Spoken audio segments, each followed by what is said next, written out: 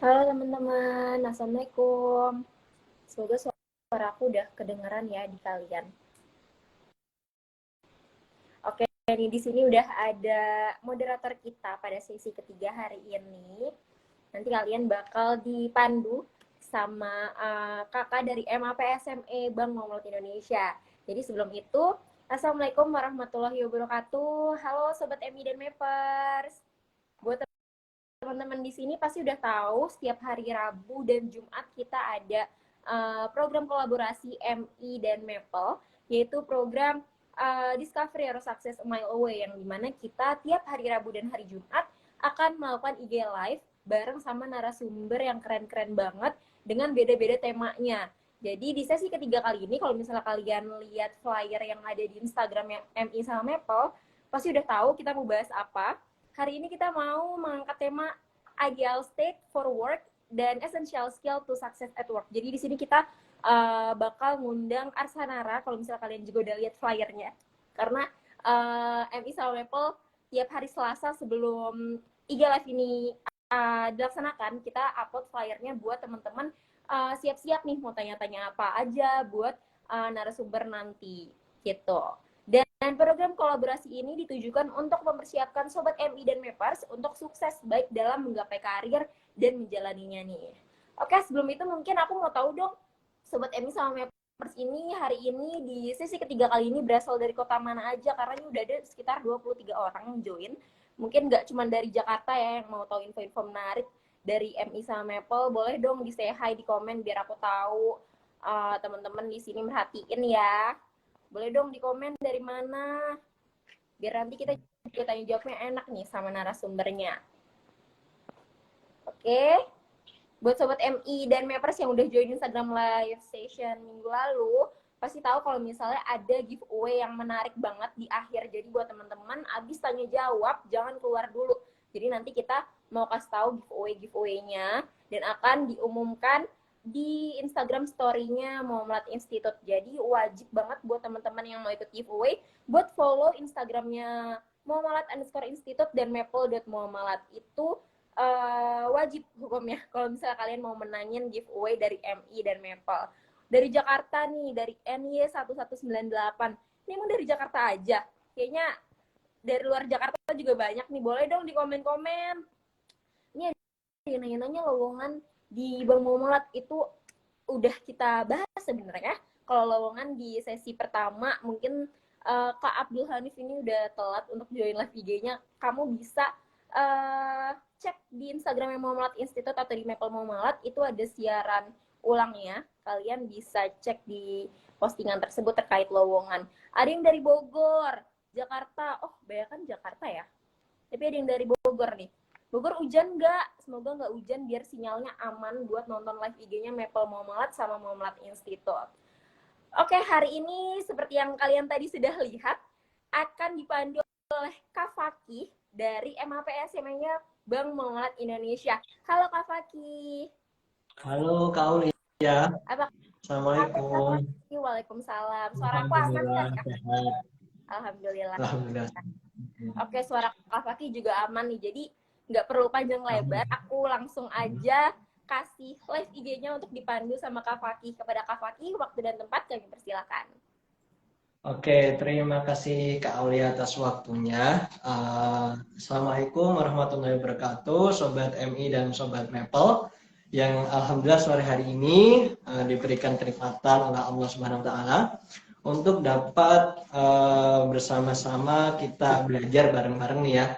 Ada program bagus banget nih dari Muhammad Institute sama Maple Muamalat yang jarang-jarang nih ditemuin di tempat-tempat lain nih.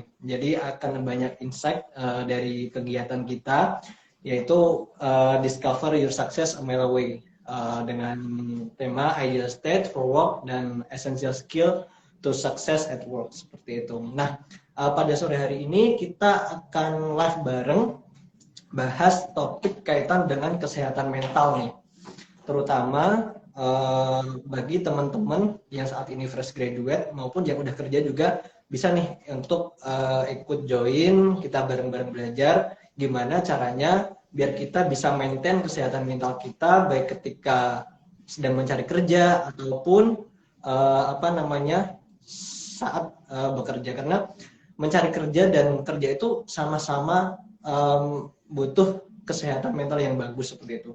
Mencari kerja juga stres apabila lebih-lebih ketika kita dapat berkali-kali email-email tolakan seperti itu ya, atau nggak direspon sama HRD, itu juga bikin kita stres juga. Kalau nggak kuat-kuat mental, kita bisa ya seperti itulah gitu.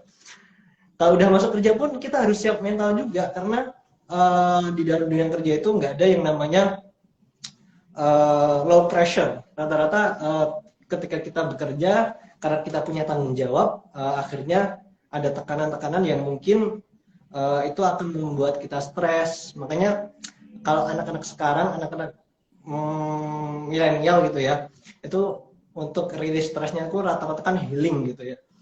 Dan tiap weekend gitu pada jalan-jalan kemana, karena ya memang sestres itu dunia kerja seperti itu. Nah, untuk sesi kita pada sore hari ini nanti akan dipandu oleh Kak Salisa Haura Syarifah dari Arsanara yang sesaat lagi akan join bersama kita. Gitu. Oke, ini aku lihat tadi kayaknya Arsanara udah join sih, Kak. Oke. Oh, udah join ya? Iya nih, udah join. Halo, Kak. Halo.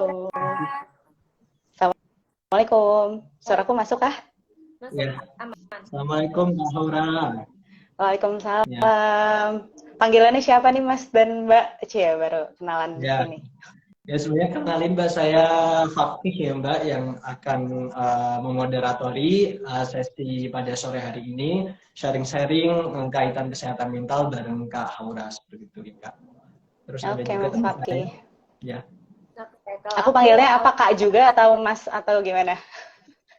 Boleh panggil Fakih aja Kak. Aku yang nggak enak. Oke, sama Mbak Aulia ya? dari Muhammad Institute. Jadi aku di sini hostnya yang membuka dan menutup IG Live nanti. Yes. Kak Haura dipandu oleh Kak Fakih dari Bank Muhammad Indonesia. Siap. Nah, alhamdulillah ini udah ramai banget ya sore ini, udah banyak yang join untuk kita gali nih ilmu dari Kak Haura, terutama kaitan dengan kesehatan mental, baik untuk teman-teman yang fresh graduate, yang sedang jadi job seeker, yang apa namanya masih sering ditolak, itu kan sangat mengganggu juga ya sama kaitan dengan kesehatan mental kita gitu ya Kak Haura. Ya, Betul, lebih pasti ada pengaruhnya ya. ya lebih-lebih yang udah kerja juga nih, yang udah kerja juga bisa juga join, karena di dunia kerja juga apa namanya kesehatan mental kita itu benar-benar diuji gitu, apalagi pekerjaan-pekerjaan yang high pressure seperti itu. Nah, sebelumnya sebelum kita mulai agenda pada sore hari ini, untuk teman-teman Muhammad Institute dan Maple Muhammad yang saat ini udah join, perkenalkan, nama saya Ahmad Siddiq Al-Fakih. Teman-teman bisa memanggil saya Fakih. Saya adalah karyawan Bank Muhammad, saat ini sedang mengikuti program Muhammad Associate Program untuk SME Banking seperti itu. Nah, jadi di Bank Muhammad itu banyak sekali program-program untuk akselerasi yang bisa meningkatkan karir kita lebih cepat seperti itu. Nah, kemudian di tengah-tengah kita saat ini sudah hadir nih pembicara kita yang luar biasa sekali, ada Kak Salisa Haura Syarifah yang akrab disapa dengan Kak Haura ya Kak? Betul sekali. Ya, halo teman-teman. Yang saat ini menjadi CEO dan founder dari Arsanara begitu. Nah, kemudian sore ini gimana nih Kak Haura kabarnya Kak? Alhamdulillah sehat, baik dan excited ya karena akan kolaborasi dengan Muamalat. Muamalat ini juga rumahku dulu gitu ya. Aku juga adalah alumni Muamalat, jadi happy banget sih bisa ngobrol-ngobrol lagi. Muamalat ya Kak, luar biasa sekali. Mungkin nih teman-teman saat ini yang udah join, ini penasaran nih kaitan dengan Arsanara itu apa sih dan kenapa bisa relate dengan topik kita pada hari ini. Nah, mungkin Kak Haura boleh nih menjelaskan sedikit tentang Arsanara, dan Arsanara itu sebenarnya bergerak di bidang apa sih? Oke, izin perkenalan ya teman-teman. Bismillahirrahmanirrahim. Assalamualaikum warahmatullahi wabarakatuh. Terima kasih Mbak Aulia dan Mas Fakih ya yang sudah menjadi host dan teman diskusi saya sore ini. Jadi izin memperkenalkan Arsanara nih. Jadi Arsanara adalah konsultan psikologi. Cuman mungkin kalau teman-teman yang kuliahnya atau latar belakangnya bukan psikologi mungkin nggak terlalu ngeh gitu ya, apa aja sih isinya gitu. Nah, konsultan psikologi yang kami dirikan ini fokus di pemberdayaan dan pengembangan diri di berbagai konteks kehidupan ya, baik diri sendiri ya, personal, terus kemudian dalam konteks keluarga, di pendidikan dan juga di pekerjaan gitu. Jadi di karirnya juga. That's why tadi relate ya kalau kata Mas Fakih. Nah, bentuknya tuh apa? Perkembangan diri dan pemberdayaannya gitu ya. Kita menyediakan misalnya yang paling gampang deh konseling dengan psikolog gitu ya. Itu kan mungkin teman-teman familiar ya. Isunya tapi bisa sangat luas sekali karena di kami ada psikolog dari berbagai peminatan. Saya sendiri mewakili psikolog industri dan organisasi. Terus kemudian kami punya psikolog pendidikan, kami punya psikolog keluarga, psikolog klinis anak dan dewasa, seperti itu. Nah, jadi misalnya tadi kalau untuk konseling, kita menyediakan seperti konseling karir, terus konseling pranikah, gitu ya. Terus juga konseling berbagai isu permasalahan, gangguan, kesehatan mental, dan sebagainya. Lalu menyediakan layanan-layanan seperti training, seminar, workshop, team building, gitu ya, kalau teman-teman biar lebih kebayang konkretnya, gitu. Terus kalau di konteks pekerjaan misalnya, selain yang tadi, juga melayani assessment, untuk rekrutmen, gitu ya, untuk promosi jabatan, untuk talent mapping, karyawan, seperti itu. Kalau di lingkup pendidikannya, kita juga menyediakan seperti tes minat bakat, atau tes penjurusan gitu ya, yang mungkin familiar sama teman-teman semua. Itu sih kurang lebih ya. Wah, luar biasa sekali ya ternyata Arsanara ini, dan mungkin saat ini kita semua udah sadar semua ya kalau masyarakat saat ini, terutama anak-anak muda itu saat ini udah lebih aware gitu ya Kak, kaitan dengan kesehatan mentalnya masing-masing gitu ya. Makin kesini gitu teman-teman itu semakin udah baik ya awareness-nya. Awareness-nya terhadap kesehatan mental mereka itu semakin baik. Nah, Kak Aura, karena tema pembahasan kita kali ini itu kaitan dengan ideal state for work and essential skill to success at work. Pertama-tama, mungkin dari Sobat MI dan Mappers, penasaran ya, kenapa ya Kak kita harus mempersiapkan mental kita untuk masuk lingkungan persaingan kerja atau setelah masuk kerja seperti itu? Oke, kenapa persiapan mental itu penting sekali? Karena bekerja itu teman-teman, tadi Mas Fakih sebenarnya sudah mention ya, istilahnya jarang sekali yang ada low pressure ya, tadi bahasa Mas Fakih. Banyaknya tuh high pressure, itu benar banget gitu.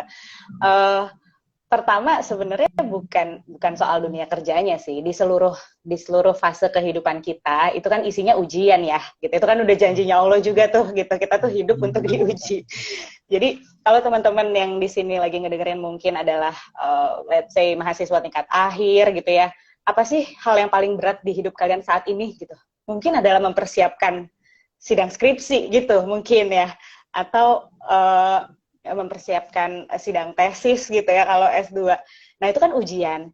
Nah, sama, begitu naik level lagi, kita masuk ke dunia kerja, ya isinya tuh ujian, challenges, tantangan gitu ya. Apa bentuknya, macam-macam banget, diberikan tugas-tugas yang kita belum pernah pegang sebelumnya gitu ya. Diceburin, istilahnya ya, diceburin tiba-tiba disuruh presentasi di depan klien, mungkin kita belum ready itu, dan seterusnya. Jadi persaingannya itu justru jauh lebih banyak persaingan mental. Karena kalau kita bicara sekolah gitu, mungkin kalau tahap pendidikan SMA ke bawah, itu kan mungkin bisa kita bilang persaingannya persaingan kognitif dan kerajinan ya, gitu, ketekunan. Kita sering rajin ngerjain tugas, nilai kita bagus, terus kita lulus gitu. Nah, beda sama di dunia kerja, nggak cukup hanya itu ya, gitu. Nggak cukup hanya kita ngandelin otak kognitif saja, tapi sangat butuh kita punya mental yang kuat, yang tahan terhadap berbagai tantangan, dan tidak gampang terpuruk gitu ya, cepat bangkit dari kegagalan itu penting banget gitu. Karena tadi dimulai dari proses kita mau masuk kerja aja, itu pasti juga sudah banyak tantangannya atau mungkin banyak mengalami penolakan-penolakan gitu ya Mas ya, yang butuh Ya, siap mental dulu kan, gitu. ya, itu benar sekali sih Kak. Pengalaman saya sendiri ketika sebelum saat mencapai seperti saat ini bisa bekerja di Muamalat itu dulu juga sering sekali tuh ngelamar kemana-mana ditolakin, udah sampai tahap interview berkali-kali, itu juga stop juga di interview, tapi alhamdulillah dengan semangat dan mental yang nggak kenal lelah seperti itu, akhirnya Allah juga ngasih jalan juga buat kita, dan alhamdulillah saat ini bisa bergabung dengan Muamalat seperti itu. Terus Kak Aul, gimana ya Kak caranya yang tepat untuk kita, kadang kan kita kayak gimana ya, ini udah mulai stres, udah mulai apa gitu, tapi kita tuh nggak tahu kita harus ngapain gitu. Nah, gimana sih caranya kita lebih mengenal kesehatan mental kita gitu Kak? Oke, prinsipnya gini, yang mudahnya dulu ya, yang mudahnya kita mengenali kondisi kesehatan mental kita adalah apakah kita masih bisa produktif melakukan aktivitas sehari-hari.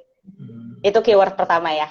Jadi apabila produktivitas kita terganggu, susah fokus kalau kerja gitu ya, terus kemudian sulit untuk tidur misalnya deh, yang emang kita lakukan sehari-hari ya, nggak nafsu makan gitu. Jadi aktivitas sehari-hari kita tuh sampai terganggu, itu kemungkinan besar ada sesuatu tuh di kesehatan mental kita gitu. Itu keywordnya yang paling mudah ya. Tapi kalau kita telisik lebih dalam lagi, ada beberapa faktor yang bisa kita ukur juga tentang kondisi kesehatan mental kita. Itu ada 4 ya. Gampangnya sih aku ingetnya 4P gitu ya. Yang pertama pikiran. Kita lihat kondisi pikiran kita, apakah seringnya mikirin hal-hal negatif terus gitu ya. Atau kalau punya masalah, energi kita tuh terlalu terserap untuk mikirin masalah itu terus gitu. Jadi mendominasi pikiran kita. Itu bisa dicek. Yang kedua perasaan, ya. Apakah kondisi perasaan-perasaan yang katakanlah mengganggu keseharian itu mendominasi hari-hari kita? Let's say feeling blue ya, gloomy terus sepanjang hari dalam 1 pekan, 2 pekan, sering banget nangis gitu ya, atau lagi mudah banget tersinggung. Istilah orang zaman sekarang senggol bacok gitu ya. Apa-apa dikit marah, apa-apa dikit marah gitu. Nah, itu juga bisa jadi ukuran. Jadi pikiran, perasaan. Habis itu yang ketiga perilaku. Perilaku itu adalah pola tingkah laku kita yang mungkin juga mengalami perubahan. Misalnya tadi aku mention soal tidur sama makan, gitu ya. Yang biasanya tidurnya itu bisa cukup, katakanlah 7 jam, 6-8 jam per hari. Ini jadi tadi misalnya insomnia, sulit tidur, mungkin sehari nggak nyampe 5 jam, jadi tidurnya nggak berkualitas. Terus kemudian makan ya, yang tadinya makan rutin sehari 3 kali, ini jadi makan beratnya cuma sekali, sisanya nggak nafsu. Nah, jadi perubahan perilaku tuh, gitu. Atau tambah banyak, jadi nggak hanya makin sedikit ya. Bisa tuh orang kalau lagi stres banget, itu namanya binge eating ya, makannya tambah banyak. Wah, nggak kekontrol, makan terus gitu. Atau tidurnya jadi kelamaan, oversleep gitu ya. Yang harusnya tuh biasanya orang 7 jam itu udah get refreshed gitu, tapi ini merasa kok masih lelah terus ya, kok masih ngantuk terus ya, tidur aja terus gitu. Yang keempat perubahan fisik ya, misalnya mulai muncul banyak jerawat gitu, padahal bukan lagi periode PMS misalnya gitu ya, atau yang cowok-cowok kan nggak ada PMS ya, yang biasanya nggak jerawatan di daerah situ, nih kok jadi jerawatan, terus kok secara fisik tangannya sering keringat dingin gitu, jadi banyak cemasnya gitu ya. Jadi secara fisik dipengaruhi fisiologis juga, itu kalau mau ditelisik satu-satu ya si 4P-nya itu. Tapi intinya kondisi itu membuat kita tidak nyaman dan tadi akhirnya mengganggu produktivitas biasanya. Luar biasa sekali. Itu apa namanya teman-teman? Itu tuh cara apa namanya yang harus kita tangkap dari Kak Aura itu, gimana cara ngecek kesehatan kita itu bisa dilihat dari 4P tadi itu. Nah, untuk para job seeker, teman-teman yang saat ini masih fresh graduate, teman-teman saya itu bilangnya fresh Garuda Kak. Kenapa Fresh tuh? Garuda gitu. Iya, Fresh Garuda gitu kalau teman-teman saya. Teman-teman yang masih fresh graduate yang masih jadi job seeker, nah itu kan persaingan kerja, persaingan untuk masuk kerja itu sangat ketat sekali seperti itu. Makanya usaha-usaha yang kita lakuin juga tidak jarang menemui kebuntuan. Nah, kemudian gimana nih Kak, cara mempersiapkan mental ketika menghadapi persaingan masuk kerja gitu. Tapi sebelumnya nih Kak, buat teman-teman yang saat ini udah join live di Maple Muamalat dan Muamalat Institute, bisa nih dari tadi yang udah disampaikan dari Kak Haura, misalkan ada pertanyaan-pertanyaan, bisa dimasukkan saja pertanyaannya di question box yang ada di kanan bawah gitu ya teman-teman. Nah, gitu. Mungkin Kak Haura bisa dijelaskan kaitan dengan persiapan mental gitu ketika akan menghadapi persaingan masuk di dunia kerja yang semakin ketat gitu.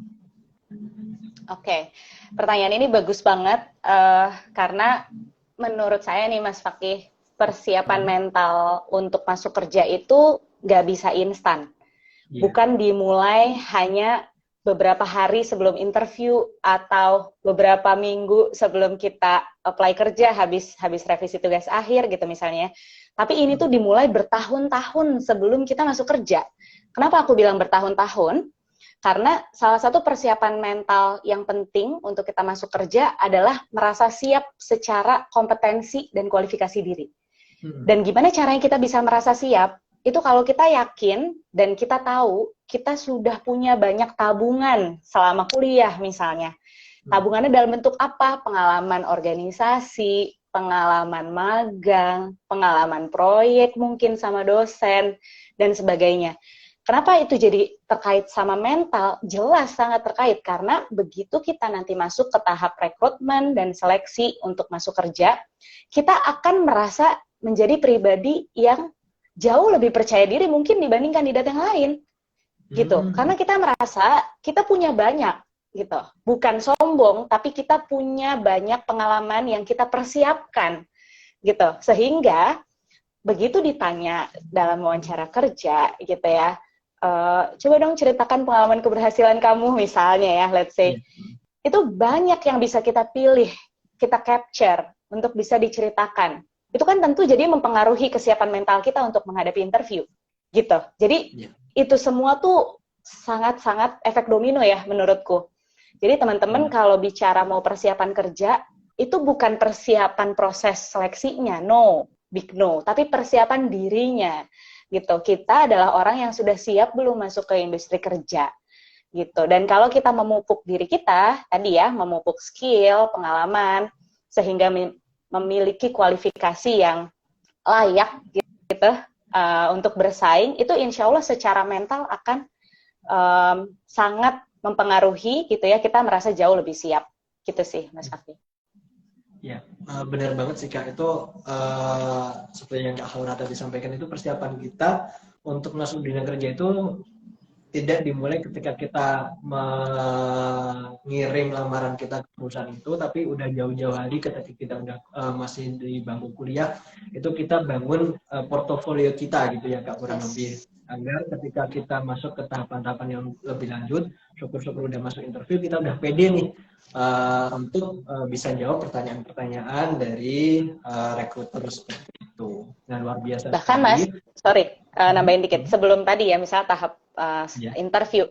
Sebelum tahap interview, tahap paling pertama tuh apa sih? Ngirim berkas kan ya, submit dokumen. Untuk bisa ngirim dokumen kita yang bisa cukup penuh gitu ya CV-nya, itu kan juga butuh tabungan. Bener nggak? Ya, dari mulai start pertama aja tuh kita ngedit CV gitu ya ampun kosong banget gitu misalnya ya. Dibandingkan orang yang, aduh nih, gimana nih cara layoutnya ya, udah penuh banget gitu. Misalnya, itu secara mental juga udah berpengaruh gitu. Jadi kebayang ya maksudku ya. Jadi itu efeknya udah dari jauh-jauh hari pasti. Ya gitu, itu juga sering juga sih saya lihat Kak di LinkedIn ataupun di Twitter gitu yang pada minta apa namanya review Kak, review CV-nya dong, review CV-nya dong gitu kan. Banyak tuh ada beberapa teman-teman yang CV-nya itu masih kayak kosong gitu, tapi ada yang teman-teman agak full banget gitu kan. Ketika kita melihat yang full banget itu kayak minder, kok bisa ya ada orang yang bisa sepenuh ini Padahal sebenarnya dari diri kita pun ketika kita sudah mempersiapkannya juga udah bisa juga kayak mereka gitu yang CV-nya udah full banget gitu ya Kak. Betul. Nah kemudian apa namanya, penolakan itu kan ketika kita mau masuk dunia kerja itu udah nggak asing lagi ya kan, teman-teman perlu ketahui juga. Nah dari Kak Hora nih, ada nggak sih bagaimana caranya kita itu untuk menyikapi dari penolakan ketika kita melamar kerja itu sendiri Kak? Oke, jadi menurut saya sebenarnya penolakan ketika melamar kerja itu hal yang wajar ya teman-teman, hal yang lumrah. Yang paling mudah juga itu adalah melakukan strategi coping ya, namanya kalau di psikologi ya, coping stress gitu. Apa aja isinya gitu, coping stress itu bisa ke 3 aspek ya. Yang pertama namanya problem focus coping, jadi kita cek problemnya, let's say kita saat masuk ke tahapan rekrutmen atau seleksi kerja itu sudah sampai tahap mana sih? Gitu. Itu bisa kita review tuh. Misalnya, rata-rata kita gagal begitu di interview HR. Misalnya, kita katakanlah udah 3-4 kali, terus habis interview HR kok nggak dipanggil ke interview user ya? Nah, di situ problem fokus coping-nya adalah kita bisa mengevaluasi diri, kira-kira apa ya kesalahan saya saat interview kemarin, gitu. Jadi fokusnya sama problemnya. Saya tuh ternyata sering gagal di interview. Apakah kemampuan komunikasi saya? Gitu. Karena misalnya saya nggak ada masalah nih di berkas, alhamdulillah selalu lolos, misalnya gitu ya. Berarti kan hitam di atas putih, sebenarnya kita qualified, bener nggak? Buktinya kita di-invite tahap berikutnya. Nah, berarti kan ada yang perlu diperbaiki tuh di tahapan selanjutnya. Nah, bisa problem focus coping kalau kita menyadari, oh kita emang kalau interview kayaknya kurang jago ya nge-branding dirinya gitu misalnya. Nah, kita bisa latihan gitu ya. Problem fokusnya bentuknya latihan mandiri misalnya di depan cermin, atau kayak gini nih Mas, nyobain live kan sekarang bisa praktis tanpa partisipan ya, gitu. Jadi kita lihat mimik wajah kita di kamera dan seterusnya, bisa kita rekam juga bahkan, gitu. Itu bisa. Yang kedua, copingnya namanya emotion focus coping. Kalau kita merasa, misal ya, mendapatkan ucapan nggak enak dari interviewer, terus ngerasa kita jadi rendah diri banget, aduh gue tuh jelek banget ya gitu misalnya. Nah itu kita butuh membenahi emosi kita memang gitu. Kita butuh hal yang bisa menghibur kita. Apa bentuknya Mbak gitu? Apapun yang teman-teman tahu itu bisa membuat teman-teman bahagia. Karena kalau saya sebutin pun bisa jadi hal yang membuat kita bahagia berbeda gitu. Misalnya kalau saya bahagia misalnya ketika bisa sharing sama orang-orang terdekat saya, curhat lah gampangnya, sama suami saya, sama orang tua saya mungkin, gitu ya, sama sahabat-sahabat terdekat saya, itu membuat saya lebih lega. Tapi ada orang yang tipenya nggak butuh curhat, dia butuhnya main game, gitu, misalnya. Atau dia butuhnya lari, gitu. Dia lari, olahraga, sambil refreshing gitu ya, ada daun-daun, pohon-pohon gitu. Jadi tiap orang kebutuhannya beda, dan teman-teman butuh menemukan itu ya. Teman-teman itu kalau lagi nggak happy, sukanya ngapain? Apa yang bisa bikin teman-teman kembali lagi mood-nya perlahan-lahan? Gitu. Itu namanya emotion focus. Yang ketiga itu copingnya namanya religious coping. Gitu. Nah ini menurutku muamalat banget ya, karena kan value-nya muamalat yang pertama adalah Islami. Jadi memang ujung-ujungnya, sebenarnya bukan ujung-ujungnya ya, mestinya awalnya gitu ya, mengembalikan lagi semua permasalahan hidup kita tuh kepada Tuhan Yang Maha Esa gitu. Kenapa itu bisa membantu proses recovery kita ketika mengalami penolakan gitu ya? Karena kita menyadari, kita tahu bahwa Allah itu punya rencana kan yang paling baik untuk umatnya gitu. Jadi kita menghadapi proses penolakan itu bukan seperti dipunish atau dihukum, melainkan seperti diarahkan gitu oleh Allah. Sebentar, jangan yang di situ. Yang itu kurang baik untuk kamu gitu ya. Nanti tenang, ada yang lebih baik lagi di kemudian hari gitu loh. Jadi bentuk bagaimana kita merespon atau menyikapi keputusan Allah gitu ya. Jadi jauh lebih ikhlas gitu. Itu religious coping. Caranya gimana ya? Tentu dengan agama masing-masing ya. Ibadah. Kalau kita yang di Muslim berdoa, mungkin sholat, doa sampai nangis-nangis gitu, curhat sama Allah, silakan gitu. Tapi kita merasa itu adalah tempat kita mengadu. Itu adalah Allah adalah zat yang kita bisa minta pertolongan gitu. Sehingga kita tahu masalah dalam hidup kita itu yang bertanggung jawab menyelesaikannya itu nggak hanya diri kita sendiri. Kita punya Allah yang maha besar gitu loh, yang bisa memberikan pertolongan. Itu sih, jadi ada 3 kalau strategi copingnya ya. Itu sebenarnya nggak hanya kalau mengalami penolakan kerja ya Mas, penolakan yang lain-lain juga gitu ya. Ya terutama kalau saya nih Kak, saya juga di SME gitu kan juga sering sekali, ini kebetulan saat ini lagi OJT di IBS, itu sering kontak-kontak calon nasabah itu sering sekali tuh ditolak-tolakin. Kadang aduh sakit banget udah nelpon udah itu tapi masih ditolak-tolakin, kita udah lembut-lembutin suaranya Ya. gitu. Tapi ya mungkin bukan sekarang aja gitu ya. Jadi cukup just do your best gitu. Lakukan aja, nanti kan insya Allah ya tadi ya, ikhtiar, doa, tawakal, nanti kan buahnya akan datang sendiri gitu. Ya, benar banget. Tadi yang disampaikan sama Kak Haura kaitan dengan religious coping itu, kalau saya itu lebih ke kayak apa namanya Kak, afirmasi gitu. Ketika saya ditolak itu, mungkin ini Allah belum masih jalan buat saya masuk ke sini. Mungkin rezekiku di tempat lain gitu. Jadi selalu mengafirmasi diri sendiri bahwasanya mungkin jalannya bukan di sini gitu. Tapi kita selain seperti itu kan kita juga harus improve lagi apa yang tadi yang disampaikan di awal itu kayak problem focus coping gitu kan. Kita improve apa saja nih yang sekiranya kita masih kurang gitu, nanti kita perbaiki lagi agar kedepannya lebih baik lagi seperti itu. Yes. Misalnya product knowledge gitu ya, atau strategi marketingnya, entertainnya dan lain-lain ya gitu betul. Ya prinsipnya sih gitu ya Mas. Kadang ngomong lebih mudah ya daripada menjalani. Iya benar Mbak. Jadi saya ngingetin lagi nih ke teman-teman Sobat Muhammad Institute dan Mappers, apabila teman-teman ada pertanyaan bisa langsung tulis di box question di kanan bawah ya. Jadi nanti kita bisa sharing-sharing lebih lanjut apabila dari teman-teman ada pertanyaan yang belum kami akomodir seperti itu. Nah kemudian Kak, sebenarnya apa namanya, ketika kita masuk nih, ketika tadi kan kita ngomongnya sebelum masuk kerja, proses untuk masuk kerja. Nah, ketika udah masuk kerja itu kadang buat orang-orang yang daya tahannya kurang kuat gitu tuh suka mental gitu kan. Baru 1 bulan, 2 bulan, 3 bulan tiba-tiba udah, aduh mau resign aja nih, nggak kuat, nggak betah. Terutama buat para fresh graduate ya.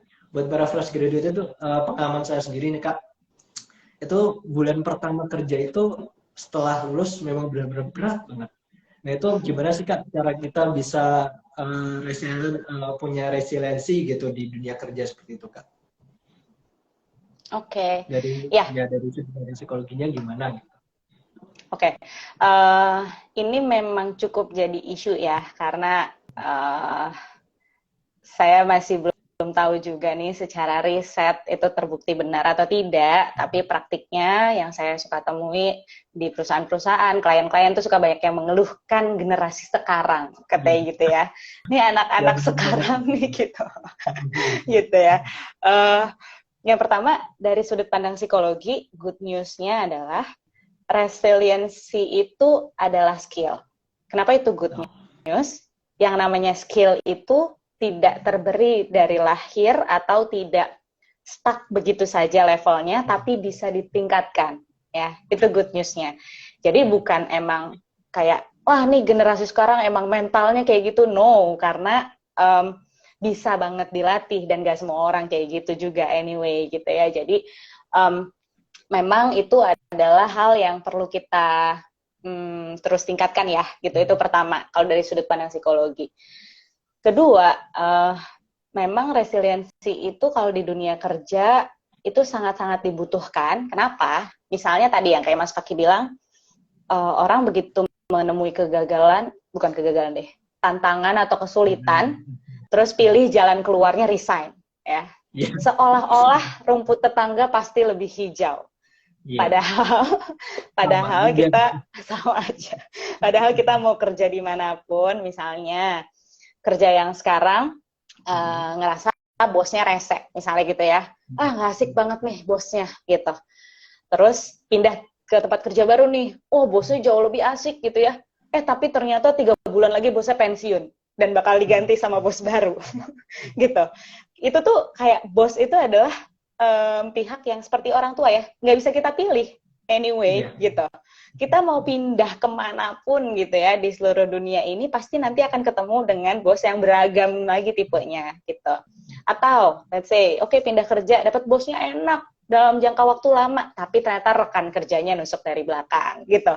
Jadi ada banyak sekali faktor yang bisa bikin kepuasan kerja kita itu menurun ya, atau unsatisfied gitu, nggak puas, sehingga kalau sangat mudah memutuskan jalan keluarnya adalah tadi ya misalnya resign, menurut saya itu bukan solusi sih, bukan solusi yang bijak ya untuk keputusan yang mudah diambil oleh teman-teman gitu. Jadi caranya gimana? Caranya ketika teman-teman menemui hambatan, menemui kesulitan, tadi coba praktekin dulu deh 3 coping yang aku jelasin ya. Oh, Coba oh, praktekin. Jadi, kenapa? Karena ketika mencoba mempraktikkan misalnya problem fokus, kita coba evaluasi diri gitu ya. Apa sih yang bisa kita tingkatin? Apakah berempati dengan orang lain gitu ya. Sehingga kalau punya masalah, itu bisa melihat sudut pandangnya tuh lebih luas gitu. Dari berbagai sisi misalnya. Karena kalau kita punya masalah dan kita memutuskan untuk flight ya, untuk lari dari masalah, itu orang Indonesia banget ya. Banyak banget emang yang suka susah kalau menemui konflik tuh milihnya lari. Itu kita nggak naik kelas gitu loh. Kenapa nggak naik kelas? Masalahnya masih di situ, nggak kita selesaiin. Yang kita lakukan cuma lari, kabur, menghindari masalahnya. Jadi sayang gitu ya, sayang pembelajaran hidupnya, sayang tantangannya. Kalau kita menemui kesulitan, jalan keluarnya adalah pergi gitu. Jadi coba problem fokusnya dulu. Jadi dilatih gitu. Ketika menemui tantangan, kita lihat dulu probability-nya mana yang bisa kita improve. Jadi misalnya cek dulu secara internal apa yang bisa diperbaiki dari sisi saya sebelum nyalahin eksternal ya atau pihak lain gitu. Kedua, oke, misalnya saya sudah tahu kekurangan saya apa, masalahnya perlu dikomunikasikan, coba komunikasi. Karena managing conflicts is also a skill gitu. Jadi tadi ketika teman-teman memutuskan untuk mau menghadapi fight gitu ya, fight sama konfliknya, bukan flight, itu insya Allah ada tangganya untuk naik kelas di situ, gitu loh. Ketimbang lari. Jadi itu semua adalah tahapan-tahapan atau batu loncatan kecil untuk memupuk skill resiliensi kita, gitu. Karena kalau kita punya masalah, kita pendem aja, itu yang mungkin membuat kita sulit bangkit, gitu Mas. Jadi resiliensi itu kan adalah kemampuan bangkit dari kegagalan ya, teman-teman. Gimana caranya bangkit kalau nggak ada yang mau diubah dari diri kita gitu. Kita sibuk meratapi aja ya, nangis-nangis aja. Ketika ketemu sama si A, si B lagi yang mungkin berkonflik sama kita di kantor, kitanya yang gondok gitu. Kitanya yang kesulitan sendiri, bergelut dalam diri gitu. Tanpa mungkin mencoba mengkomunikasikan gitu. Jadi kalau teman-teman mau naik kelas, mau nambah resiliensinya, itu coba do something terhadap permasalahan yang teman-teman lagi hadapi gitu. Jangan menyerah dengan keadaan. Itu nanti sulit resiliennya, sulit bangkit gitu. Nah, jadi gitu ya Kak. Maksudnya ketika kita mengalami masalah-masalah gitu mungkin kita bisa cerita gitu ke teman-teman kerja kita juga gitu ya Kak. Misalkan dari mereka juga ada Yang dipercaya ya. solusi. Bener sih, teman yang dipercaya gitu. Gitu. Jadi Nanti cerita nggak taunya masalahnya tambah gede ya. ya, Atau kita diomongin. ya karena Gitu. di dunia kerja itu kadang kalau misalnya bilang itu tembok pun bisa berbicara gitu. Jadi Jadi coba gitu tadi ya. praktekin 3 copingnya ya untuk resilient. Jadi gitu ya teman-teman, sobat Muhammad Institute dan Mapper.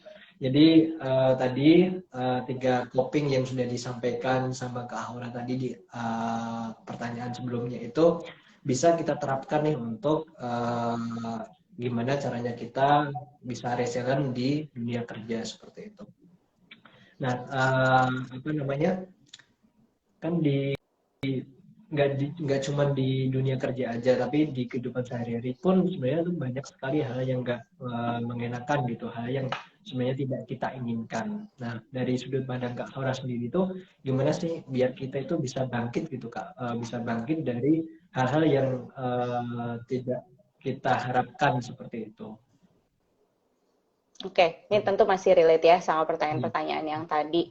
Eh, Mungkin yang bisa ditambahkan adalah untuk lebih mudah membantu kita bangkit adalah find your happiness-nya gitu. Find your happiness dalam arti apa sih yang masih bisa membuat kita bertahan di sana gitu.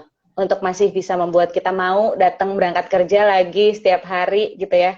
Apakah ada teman-teman sahabat-sahabat kita yang berjuang yang sevisi dengan kita gitu. Itu mesti dicari gitu. Karena nggak bisa bohong, dia tuh makhluk sosial ya. Kadang nanya gitu.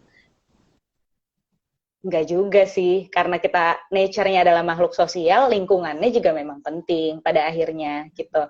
Jadi ketika ada hal-hal yang bikin kita down di kantor, kalau kita nggak punya siapapun yang bikin kita semangat datang ke kantor misalnya ya, itu berat juga. Kayak kadang ya kan, kadang kita ngantor tuh ngebayangin makan siangnya sama peer kita gitu, sama teman-teman kita untuk bisa melepas penat dan seterusnya. Itu pertama ya. Jadi cari happiness-nya, cari temennya gitu, teman-teman yang tadi kalau bahasa aku sevisi ya. Kadang kan ada yang beda mungkin ya cara pandangnya gitu. Jadi jangan sampai kita salah juga bergaul gitu, salah memilih teman. Terus kemudian yang kedua yang penting banget adalah temukan value-nya. Kayak misalnya, jadi value itu salah satu komponen yang penting sekali untuk membuat orang bisa bertahan di tempat kerja.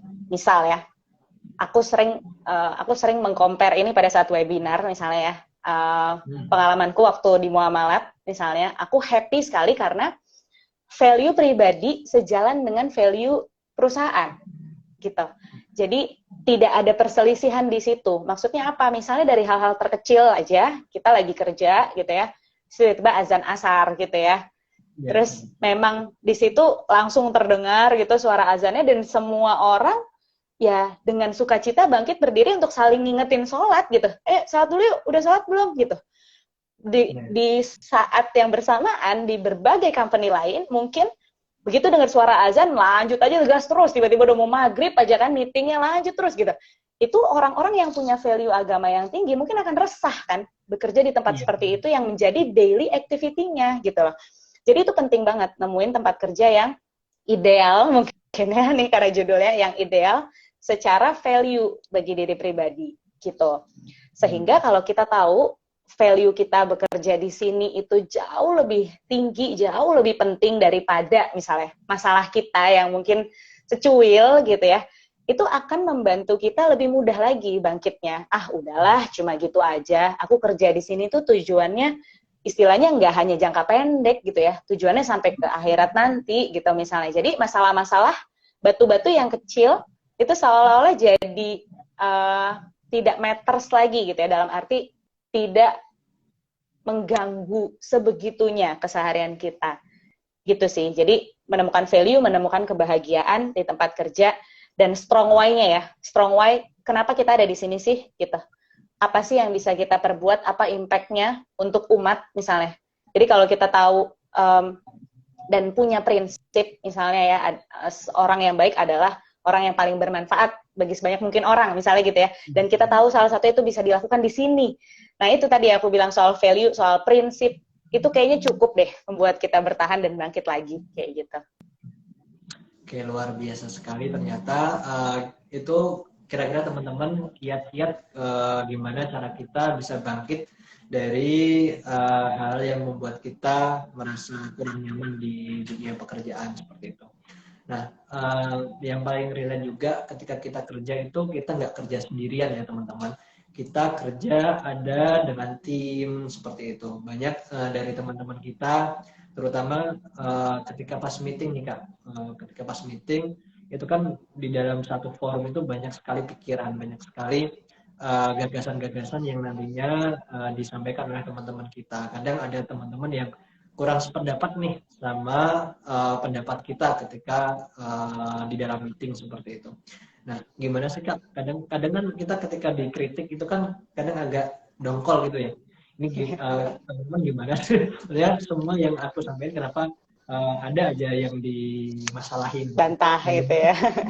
gimana sih Kak Ara cara menghadapi kritik-kritik seperti itu ketika kita ada di dunia kerja gitu?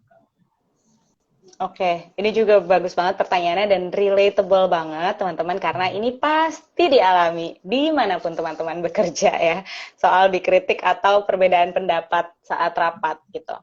Yang pertama yang perlu di-highlight adalah saat orang memberikan kritik atau masukan terhadap pendapat kita itu bukan menyerang kitanya ya, bukan diri kita tapi ideas-nya gitu. Dan ideasnya pun bukan diserang atau dijatuhkan, tapi kita perlu memahami atau menyadari bahwa proses meeting adalah proses mencari solusi terbaik, gitu ya. Jadi ketika ada perbedaan pendapat, itu harusnya, ini nggak hanya orang yang dikritik ya, ini harusnya tuh didengar oleh semua orang yang meeting sih. Jadi pihak siapapun gitu ya. Itu bagaimana memang menyampaikan pendapat itu juga sebenarnya ada skill-nya sih gitu ya.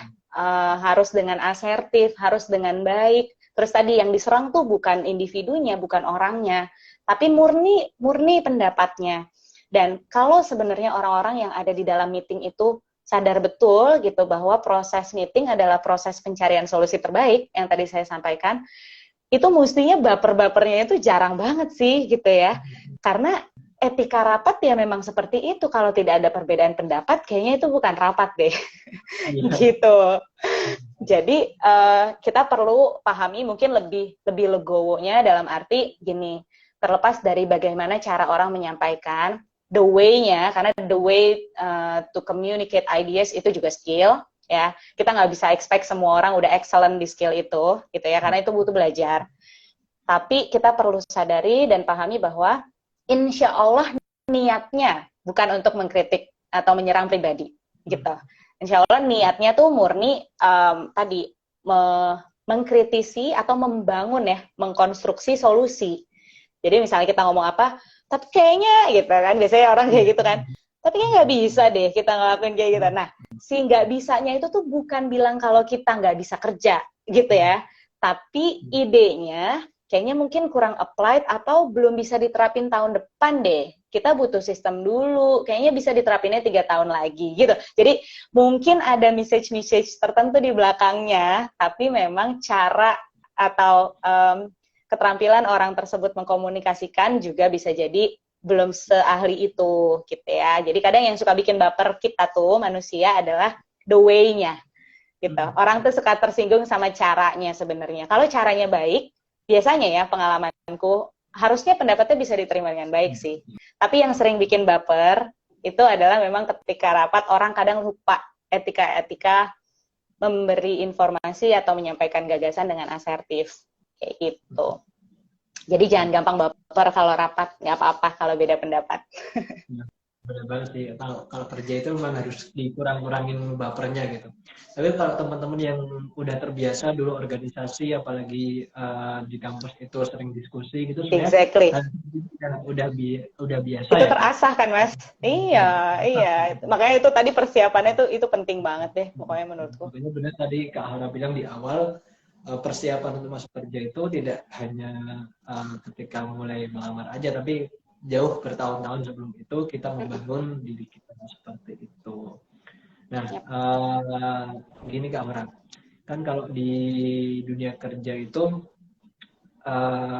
kita bersosialisasi dengan banyak orang yang kita tuh kadang nggak tahu nih karakter orang ini seperti apa. Kadang di depan kita mungkin dia terlihat cukup baik, tapi bisa jadi nih di belakang ya mungkin kalau kita, namun Kak Haura sendiri itu kan di dunia kerja perlu nggak sih Kak kita bangun batasan gitu, bandaris dan misalkan itu perlu, apa sih manfaatnya dari membangun batasan-batasan atau bandaris itu sendiri? Oke. Secara teori perlu. Bangun boundaries itu perlu. Kalau secara agama sebenarnya juga ya, dalam arti gini, kayak kita memang ditugaskan atau dianjurkan untuk memilih dengan siapa kita berteman, gitu kan ya, supaya ya kalau mainnya sama tukang minyak wangi jadi wangi kayak gitu kan ya, dan sebaliknya. Jadi membuat batasan-batasan itu mungkin gini ya, kalau dalam dunia kerja itu yang perlu adalah bagaimana supaya tetap bisa seimbang antara pekerjaan dan kehidupan pribadi. Mungkin lebih ke situ. Kalau kita bicara bekerja sama, itu harusnya orang yang mature ya, orang yang dewasa, yang matang secara mental di dunia kerja, harusnya sih bisa berkolaborasi atau berinteraksi dengan siapa saja gitu. Karena kan itu muamalah ya. Jadi bermuamalah tuh nggak pandang suku, nggak pandang agama bahkan gitu ya, kita boleh gitu dan berhak gitu ya bisa berinteraksi secara hubungan profesional. Nah, yang perlu dipilah-pilih memang ketika tadi menjadikan dia teman baik di kantor gitu misalnya. Nggak semua orang itu bisa gitu ya kita jadikan teman. Tadi benar, dan memang faktanya demikian. Saya pun pernah ngalamin gitu ya, kayak ada banget lah fitnah, ada banget yang gitu ya, dan itu tergantung juga tadi iklim di tempat kerjanya gitu. Kalau di muamalat sih ya gitu ya, saya happy karena insya Allah kan secara basic tuh agamanya udah ada dulu gitu ya pondasinya. Jadi paham lah apa-apa saja yang boleh, ya apa-apa saja yang boleh dan nggak boleh dilakukan dalam hubungan profesional pekerjaan gitu, paling nggak ya dalam batasan koridor agama. Tapi kan banyak teman-teman yang mungkin punya pengalaman di tempat kerja lain yang beda nih dengan muamalat gitu ya. Nah sehingga perlu menurut saya untuk tadi membuat batasan hal-hal apa saja sih yang bisa kita share ke teman-teman kerja kita yang terdekat. Saran saya memang kayaknya tidak bisa semua hal atau hal mendalam sekali deh bisa kita ceritakan ya ke teman kerja. Biasanya pengalaman saya itu nggak aman, gitu, nggak aman dan bisa dijadikan bumerang. Sayangnya ya, namanya juga manusia ya, masih banyak yang ngebisikin gitu ya. Jadi tadi makanya saya bilang pilih-pilih kalau mau cerita dan sampai mana juga ceritanya, kayak gitu. Sisanya boundariesnya itu dalam hal mengatur waktu kerja gitu. Misalnya kita udah pulang ke rumah gitu ya, sudah sama keluarga, terus sudah masuk waktu tidur gitu. Kalau masih let's say maghrib, isya itu lumrah lah, itu kayak orang-orang di kantor lain juga masih banyak yang ada di kantor gitu ya, sampai jam 9 malam misalnya. Tapi kalau let's say udah di atas jam 9, terus kita masih di chat atau ditanya-tanya sama misalnya rekan kerja kita, apalagi beda jenis kelamin, nah itu kan harus sudah mulai dibatasi ya, karena khawatir mengganggu dan nggak membuat keluarga kita nggak nyaman gitu misalnya.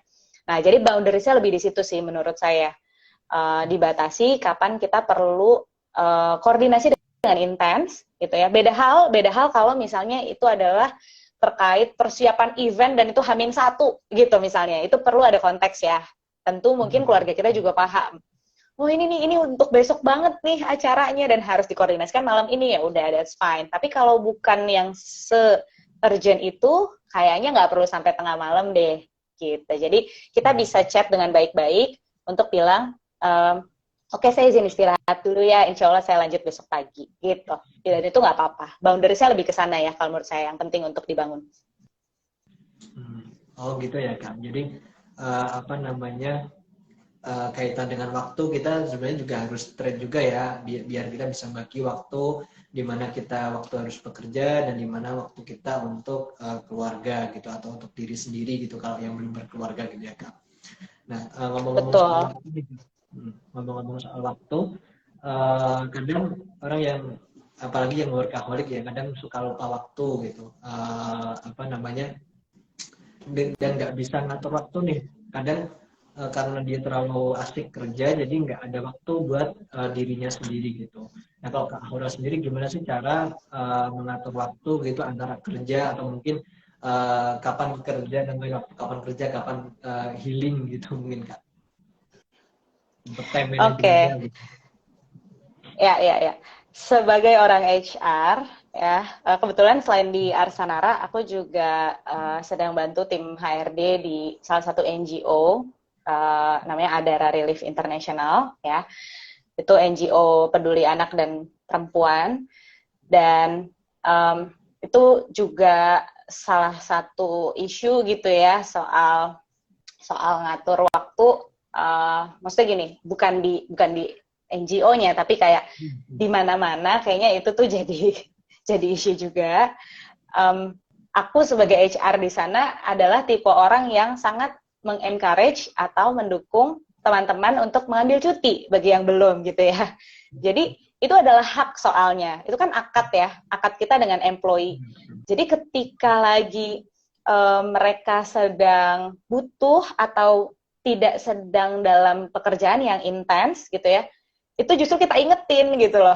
Ayo cutinya masih ada gitu, diambil. Jangan lupa koordinasi dengan atasan sama tim. Yang penting itu. Jadi jangan sampai orang dengan fungsi yang sama itu bisa hilang atau nggak ada di kantor dua-duanya gitu ya, tiga-tiganya misalnya gitu ya. Jadi kita yang namanya punya cuti itu tuh haknya karyawan gitu. Jadi ambillah gitu. Emang kadang penyakitnya kita adalah kan menunda-nunda ya. Saya sendiri juga sih, namanya manusia ya, masih suka kayak gitu. Cuma kalau menunda-nunda mengambil cuti gitu, itu kadang yang terjadi adalah di saat company siklusnya itu sedang mengejar target akhir tahun, lalu kita pun bingung, gimana nih cutinya masih banyak, karena nggak kita manage mengambil waktu cutinya. Menurut saya juga nggak cukup bijak ketika company lagi peak-peaknya gitu ya, lagi tinggi-tingginya intens untuk mengejar target, kita izin cuti di saat memang tim kita sangat butuh, itu juga nggak wise. Jadi kita memang perlu atur, kita lihat di situasi timeline kerja mana ya yang kita bisa ambil cutinya, itu pertama. Bahkan kalau sudah jauh-jauh hari gitu ya, punya agenda liburan sama keluarga, misalnya di libur sekolah tengah tahun gitu ya, komunikasikanlah dari jauh-jauh hari gitu. Gak perlu nunggu mepet. Supaya apa? Supaya bos kita, atasan kita, dan tim kerja kita udah notice dari awal. Oh, di bulan ini nih, Mas Fakih sama Mbak Aulia bakal nggak ada nih, gitu. Kita mungkin bisa geser ya eventnya, gitu. Atau kita bisa atur supaya mereka itu tidak tidak terganggu tadi secara hak. Jadi saling menyesuaikan. Jadi harusnya tuh kayak gitu. Ya, itu pertama. Terus kemudian yang kedua, kalau workaholicnya itu sampai malam, ini saya lebih ke menyarankan gitu ya ke teman-teman yang mungkin sudah berkeluarga gitu, bisa dilihat juga memang, karena yang butuh kita itu bukan cuma kantor ya, yang butuh kita juga keluarga kita, teman-teman. Jadi nggak wise juga kalau kita lemburnya itu setiap hari gitu. Saya gitu ya, misalnya sebagai istri, ya bakal baper juga kalau suami saya setiap hari banget lemburnya gitu. Ini ada apa sih gitu kan, kayak kenapa harus lembur terus gitu. Itu pasti kan keluarga tuh butuh. Nah, jadi lembur boleh, tapi dilihat juga kebutuhannya sekali-sekali gitu ya. Sebagai atasan pun juga gitu mestinya, kayak nggak harus setiap hari nuntut kita overwork gitu ya. Utamanya ya pada pekerjaan-pekerjaan yang penting aja, sangat-sangat penting. Pekerjaan yang masih bisa di besok-besoknya itu kan ya diatur gitu. Nah, caranya gimana itu sebenarnya sering jadi satu webinar sendiri nih Mas Fakih. Ada sampai diagram-diagramnya, tapi teman-teman bisa iya, teman-teman bisa googling mungkin setelah ini, bisa cek namanya Eisenhower Matrix ya. Eisenhower Matrix itu salah satu matriks untuk mengatur prioritas aktivitas atau pekerjaan kita. Mana sih yang paling penting duluan, mana yang mendesak, mana yang bisa kita delegasi, mana yang bisa kita plan, karena kita tahu sudah ada pekerjaan itu di Q3 misalnya gitu ya, tapi kita udah tahu dari awal sehingga ada yang harus kita cicil dong gitu. Dan mana yang perlu kita pending, kayak gini di bulan Desember ini bulan crazy-nya hampir semua company ya. Jadi mungkin kalau mau liburan-liburan ya itu mesti depending sih gitu. Makanya kadang agak oot dikit, tapi kadang kebijakan HR di sebagian company, saya nggak tahu kalau di Muamalat, itu membolehkan cuti itu extend kuotanya sampai misalnya di Q1 atau Q2 untuk diambil, karena tahu di Q4-nya pasti kepake untuk berusaha mencapai target kerja. Kayak gitu sih. Ya baik, Masya Allah luar biasa sekali, nggak terasa Kak ternyata kita ngobrol-ngobrolnya saking asiknya gitu, udah mau 1 Udah jam 1 jam ternyata. ya. Terasa, ya Allah. Bener. Jadi tadi teman-teman misalkan mau belajar kaitan dengan manajemen waktu gitu tadi seperti yang Kak Haura jelasin itu teman-teman bisa tuh belajar kaitan dengan Eisenhower Matrix ya Kak, seperti itu. Betul. Jadi buat nentuin mana yang penting, mana yang mendesak seperti itu. Nah, karena nggak terasa nih udah 1 jam, dari tadi saya terus yang bertanya sama Kak Hora. Mungkin saat ini dari Sobat Muhammad Institute maupun Mappers yang masih kepo nih sama Kak Hora, mungkin tadi udah ada yang bertanya juga di question box. Dari Kak Aulia mungkin bisa dibacakan Kak, bisa dibantu dibacakan. Oke, siap Kak. Sebelumnya ini dari tadi aku dengerin Kak Haura kayak Masya Allah mulu tentang yang pembagian cuti tadi. Kenapa? Ya Allah Kak. Gak tahu, aku kayak wow, sangat amat work life balance gitu. Keren banget. Aku seneng banget denger. Semoga bisa ya. Iya. Ini langsung aja kali ya Kak. Ini ada yang tanya di question box dari Kinan Pir. Katanya Kak, gimana sih caranya keluar dari habit yang buruk tapi secara terus-menerus dilakukan gitu Kak?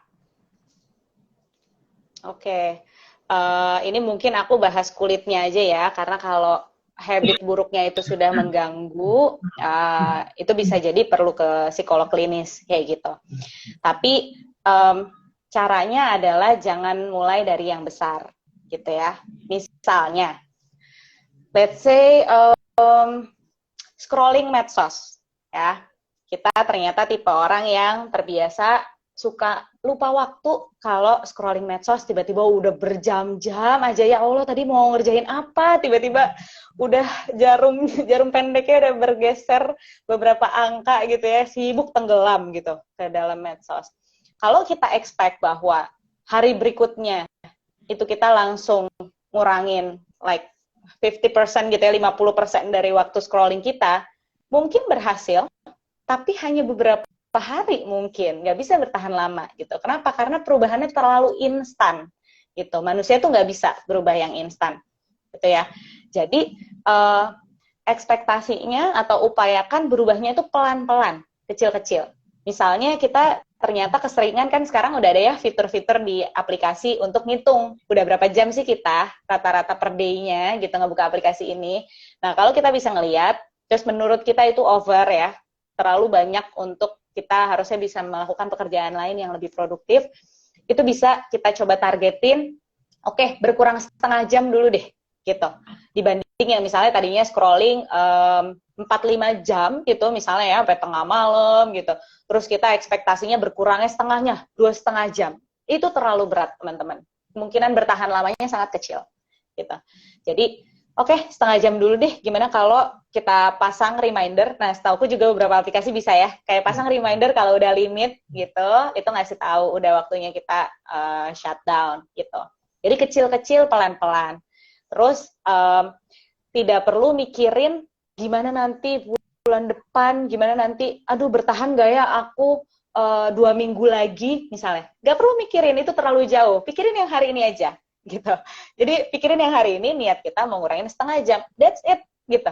Gak usah pikirin sampai berapa lama aku bisa bertahan. Jadi one step at a time ya, day by day, satu-satu gitu. Habit itu kan juga soalnya adalah suatu kebiasaan yang terbentuk dari pola perilaku yang lama kan, yang panjang, makanya sulit untuk diubah. Nah sama, untuk ngebalikinnya lagi ya, atau change-nya lagi, change behavior-nya lagi juga nggak bisa langsung. Harus pelan-pelan, kecil-kecil kita kikis. Kayak gitu.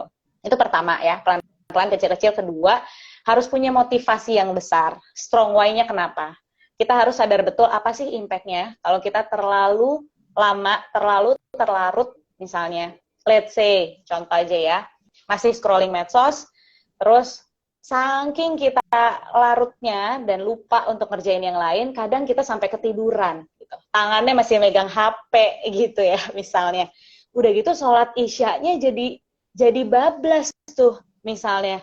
Jadi ntar mendekati subuh lah gitu ya. Kita lupa, kita keasikan ngerasa, oh masih isya, malam masih panjang gitu ya. Terus kita memprioritaskan medsos. Nah, itu bahaya teman-teman. Kalau kita tahu strong why-nya, ya ampun, masa iya, aku pingin Allah memprioritaskan aku dalam hidup gitu ya. Ingin kita ditolong. Tapi kita misalnya nggak memprioritaskan Tuhan. Kita nggak memprioritaskan ketika Allah memanggil untuk sholat. Jadi kita harus tahu di titik mana yang itu bisa membantu kita, memotivasi kita untuk berubah sih, dikit-dikit gitu. Jadi, oh iya, kalau aku tahu aku suka scrolling medsos, kalau gitu begitu azan, aku sholat dulu, gitu misalnya. Supaya sholatnya nggak jadi terdampak gara-gara behavior kita atau habit kita yang belum terlalu baik. Gitu mungkin ya, semoga menjawab. Sumpah itu kayaknya aku banget, Kak. Aku kayak ketampar gara-gara aku bilang gitu. Kita nggak koordinasi ya, Al. Kalau misalnya mungkin weekend ya Kak, kayak udah deh kan aku dari Senin sampai Jumat kerja terus. Udah Sabtu Minggu aku scroll aja terus gitu sejam 2 jam tuh terasa. Padahal harusnya tuh ada kegiatan produktif lain yang bisa aku kerjain gitu Kak. Terus kalau misalnya malam-malam tuh benar kata Kak Hura tadi, buat mau tidur tuh aku harus scroll sosmed biar ketiduran. Terus pagi-pagi kayak HP-nya udah ketiban badan, yang padahal itu kan nggak bagus ya, kena radiasi atau gimana. Nah, itu dia teman-teman Mapper sama Sobat MI, mungkin cara-caranya gimana biar bad habit-nya bisa diminimalisir ya Kak ya. Mungkin satu lagi, karena waktunya udah menunjukkan pukul 5.07. Di sini dari Renggap titik pertama, keputusan terbaik kalau misalnya bekerja terus di lingkungan kerja itu ada banyak toxic people Kak, mending bertahan atau resign, gimana tuh Kak? Oke, tergantung toksiknya apa maksudnya ya. Sekarang soalnya orang mudah banget bicara kata toksik, kadang definisinya dulu yang kita perlu sepakati. Tapi gini, mungkin biar quick, ada faktor-faktor yang kalau konseling karir aku sering mention gitu ya, untuk teman-teman pertimbangkan untuk memutuskan resign atau tidak. Tidak hanya pertemanan. Jadi kan tadi yang di-mention adalah teman-teman yang toksik gitu ya. Itu satu faktor.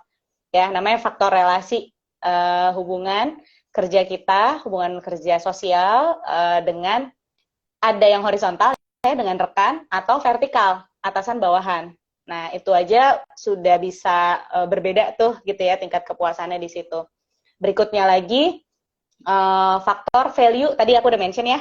Jadi nggak perlu dijelasin lagi, value itu juga adalah salah satu faktor yang layak untuk dipertimbangkan apakah kita bertahan atau resign. Kemudian workload ya, tadi kita sempat bahas juga work-life balance, kayak apakah jenis pekerjaan ini memang nuntut kita kerja rodi gitu ya, sampai nggak punya waktu untuk diri sendiri dan keluarga gitu. Karena tadi yang butuh kita bukan cuma kantor, oke? Kita tuh sebagai pribadi, banyak yang butuh kita, dalam arti kita punya peran nanti mungkin sebagai orang tua, kita punya peran sebagai anak, yang kalau tidak kita jalani dengan baik, kita yang zolim, gitu loh. Ya, jadi kita butuh itu untuk dipertimbangkan. Berikutnya adalah reward, ya, ini standar, tapi secara riset masih konsisten bahwa kompensasi yang diterima oleh employee itu biasanya jadi tolok ukur kepuasan kerja ya. Apakah saya merasa worth it nih, saya dibayar segini mengerjakan sebanyak ini. Kayak gitu. Berikutnya lagi adalah faktor kontrol atau authority. Apakah kita di tempat kerja itu punya kewenangan-kewenangan yang membuat kita bisa memutuskan sendiri cara kita bekerja. Karena kalau terlalu dikontrol oleh pihak lain atau atasan kita, itu rasa-rasanya kita jadi merasa nggak berdaya gitu. Terlalu di overmanage gitu ya. Itu sih. Terus yang terakhir adalah faktor fairness atau kebijakan yang adil.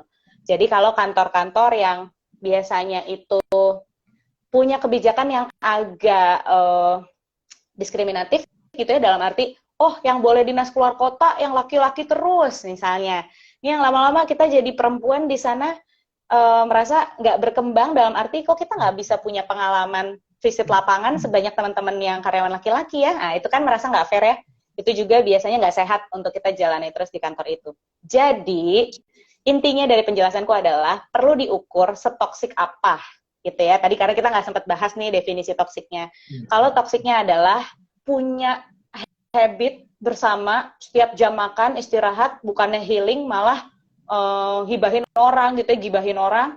Dan itu almost every day gitu. Dan kita tahu, kita punya value bahwa itu tidak baik sebenarnya gitu ya, tidak boleh bahkan dilakukan. Dan satu-satunya cara untuk keluar dari lingkungan itu adalah resign, maka resign lah gitu. Jadi teman-teman perlu timbang kayak manfaat mudarat gitu ya, mana memang yang secara manfaat itu harus diperjuangkan, itu harus kita prioritaskan, dan mana yang kalau mudaratnya sudah jauh lebih besar, maka nggak perlu lama-lama lagi, keluar aja gitu. Oke, terima kasih Kak Haura untuk penjelasannya. Semoga Kak Rengga Pratama bisa lebih kebuka ya, karena tadi pembahasan dari Kak Haura. Sekarang aku kembalikan lagi ke Kak Faik tentang lanjutin ngobrol-ngobrol bareng Kak Haura. Ya, terima kasih Kak Aulia sudah berkenan untuk membacakan pertanyaan dari teman-teman Muhammad Institute dan Mappers juga seperti itu.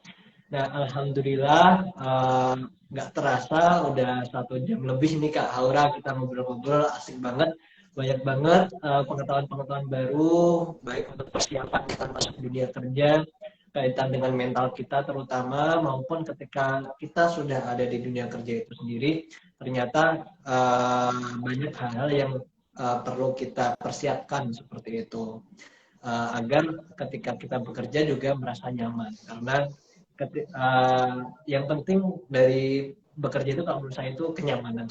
Ketika kita udah nyaman, insya Allah semua yang ditargetkan ke kita, yang menjadi tanggung jawab kita bisa jalani dengan baik. Begitu ya Kak. Nah, Kak, udah seru banget ya hari ini kita menjalani diskusi ini. Semoga melalui diskusi ini kita mendapatkan pengetahuan baru yang nantinya bisa kita terapkan untuk kehidupan kita, baik persiapan masuk dunia kerja maupun ketika sudah ada di dunia kerja itu sendiri. Nah, buat teman-teman Muhammad Institute maupun Mappers yang masih kepo nih sama Kak Aura, yang tadi mungkin banyak tanya tapi belum sempat kejawab, nanti bisa nih langsung dikepoin ke sosial media Kak Aura dan Arsanara. Mungkin Kak Aura bisa nyebutin Kak akun LinkedIn-nya atau Instagram-nya namanya apa Kak?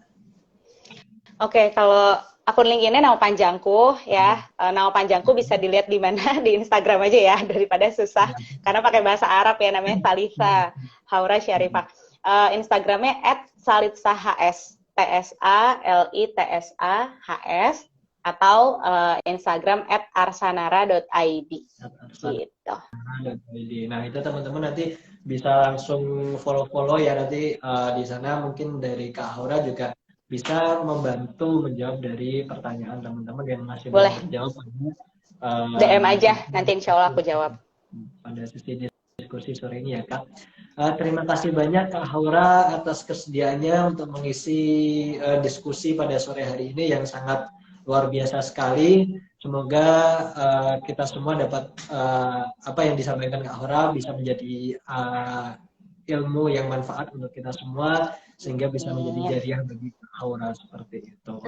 Mungkin thank you teman-teman. Ya, nah mungkin Kak Aura dan Arsanara, terima kasih. Mungkin bisa meninggalkan, misalkan ingin meninggalkan live ini terlebih dahulu, tidak, kami persilahkan.